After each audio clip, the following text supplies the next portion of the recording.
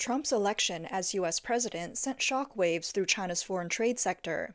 During his campaign, Trump pledged to impose higher tariffs on Chinese imports, a promise that began to feel like a looming threat as his presidency started. It's over. Trump has won. While this means we can safely return home, it's going to be disastrous for our foreign trade. He once said that if he got elected, he would start a trade war and impose tariffs on Chinese goods, potentially as high as 60%. If that happens, our foreign trade is doomed. This development seems to catch the Chinese government off guard. On November 14th, U.S. House Representative John Molinar introduced the Restoring Trade Fairness Act, aimed at revoking China's Permanent Normal Trade Relations Status, PNTR. Molinar stated that China had exploited U.S. markets and betrayed the commitments it made over 2 decades ago to promote freedom and fair competition when it gained PNTR status. Senator Tom Cotton echoed this sentiment, saying, China's PNTR status has enriched the Chinese Communist Party while costing the United States millions of jobs. This repeal will protect American workers, enhance our national security, and end the Chinese Communists' leverage over our economy. The news worsened Xi Jinping's already precarious position, with commentators suggesting Trump was preparing to strike hard against China. By November 15th, China implemented emergency measures targeting domestic exporters.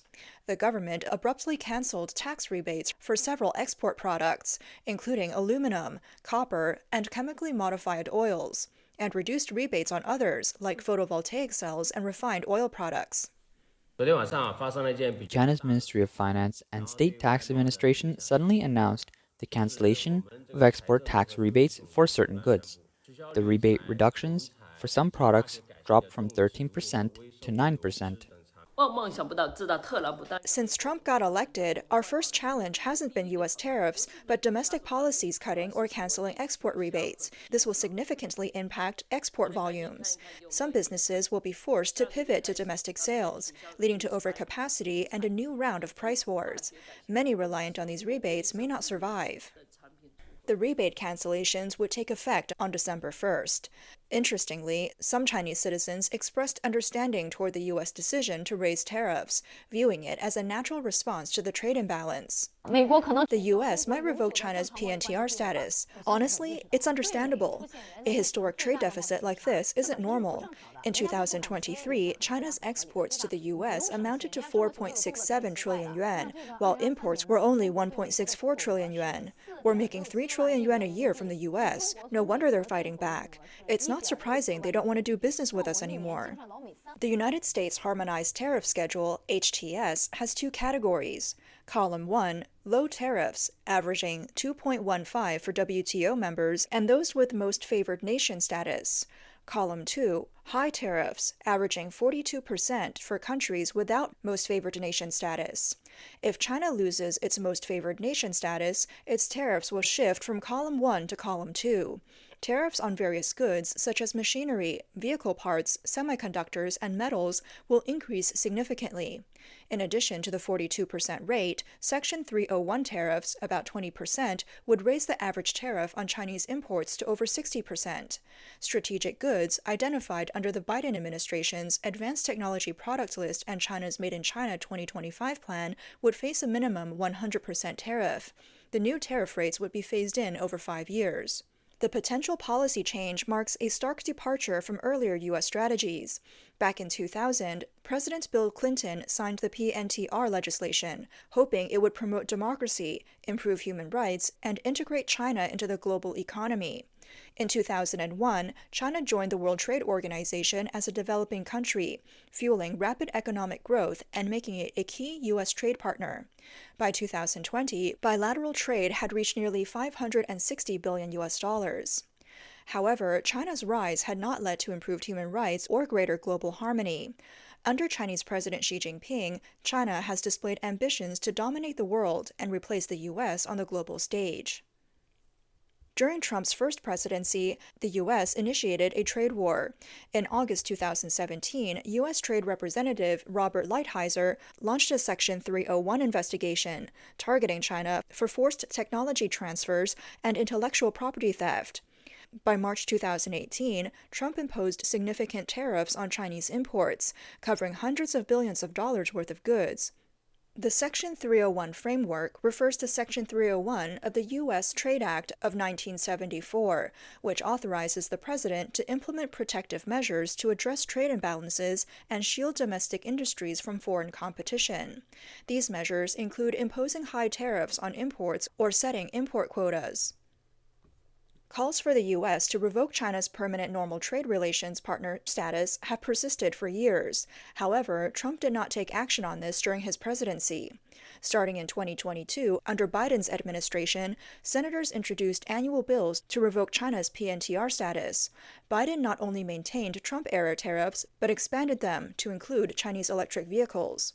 Following the first round of trade tensions, nearly 48% of Chinese exports to the U.S. no longer benefited from the lower tariff rates associated with PNTR status. The bipartisan consensus to revoke PNTR has gained momentum. In 2023, the U.S. Select Committee on the Chinese Communist Party almost unanimously passed a resolution to end China's PNTR status, but formal legislation stalled due to Biden's indecision.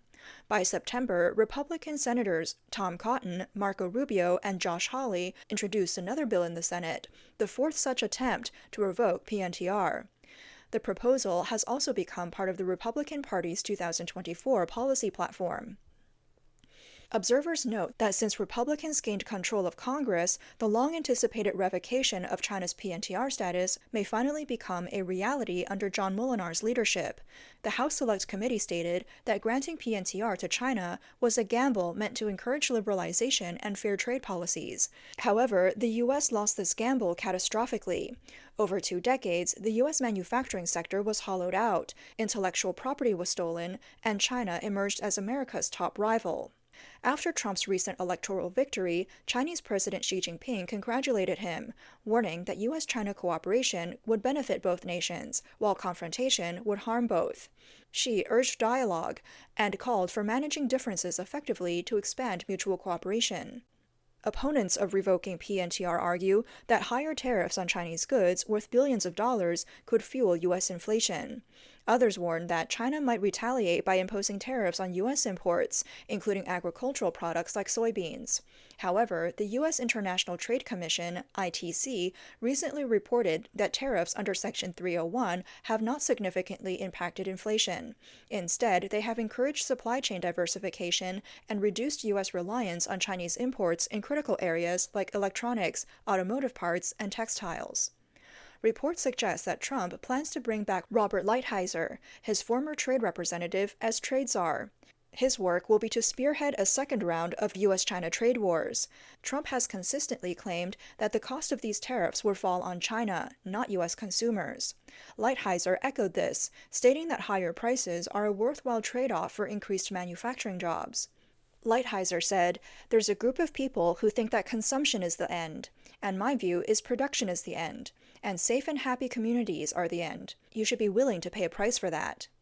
Public opinion polls show that most Americans support Trump's stance on China. Analysts predict that for every 1% increase in U.S. tariffs, China's exports would decline by 2%. If tariffs were raised to 60%, the vast majority of Chinese products would disappear from the U.S. market.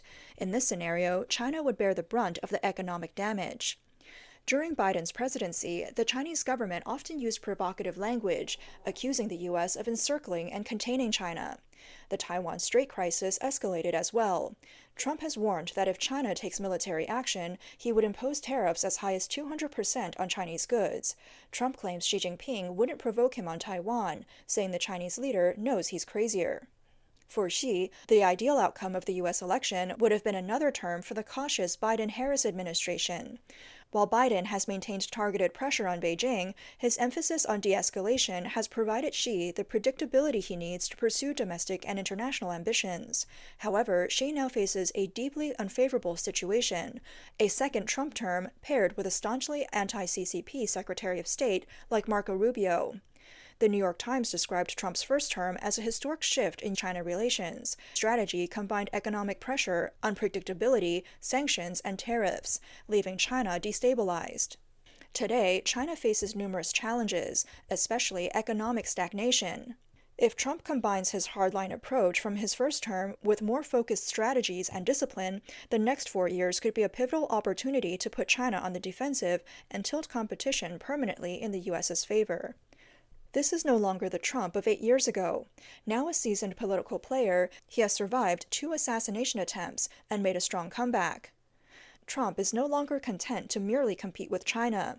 His goal is outright victory.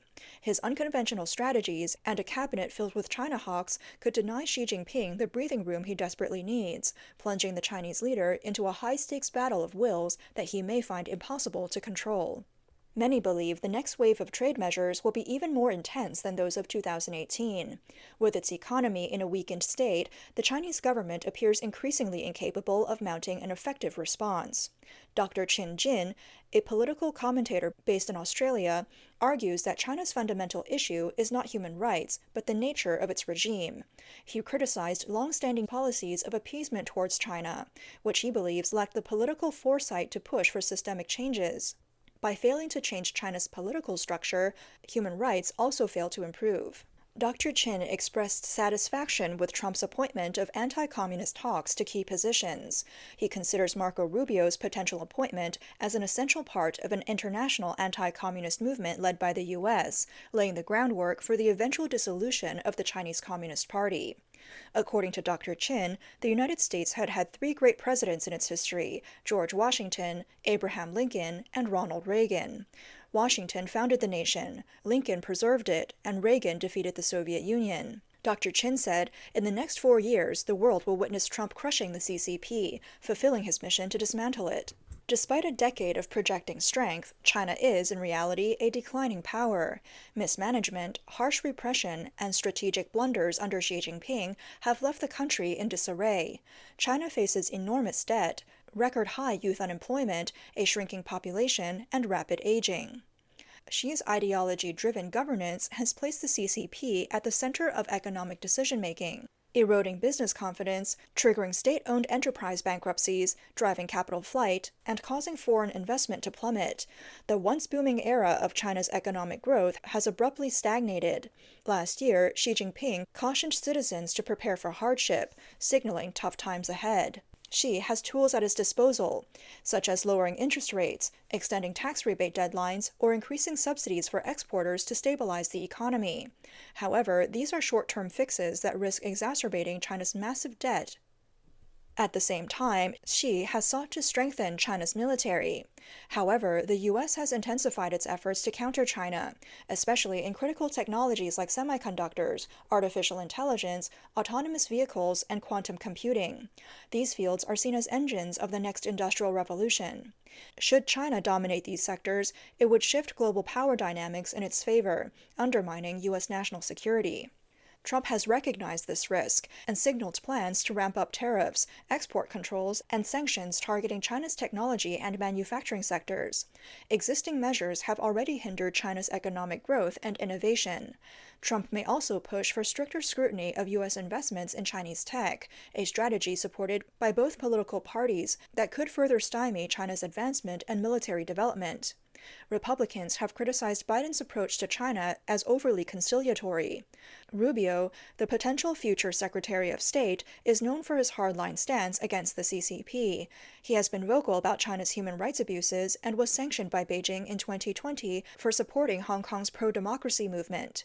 Chinese state media have also openly criticized him. If appointed, Rubio is expected to view China as a national security threat, with his strong support for Taiwan likely to provoke Beijing. His proposals include a U.S.-Taiwan free trade agreement and unrestricted interactions between officials from both sides. Analysts suggest Beijing might try to bypass Rubio, seeking direct engagement between Xi Jinping and Trump or other high-ranking officials. However, those familiar with Trump's style believe this would be part of his deliberate strategy to make Xi lose any illusions about the U.S. Chinese observers broadly believe that Xi's governance is nearing the breaking point due to worsening external conditions and a persistently declining economy. Social unrest and public resentment are widespread, and the domestic political climate in China has shifted significantly. If Trump reignites the trade war, it could trigger economic collapse, social turmoil, and ultimately the fall of the CCP.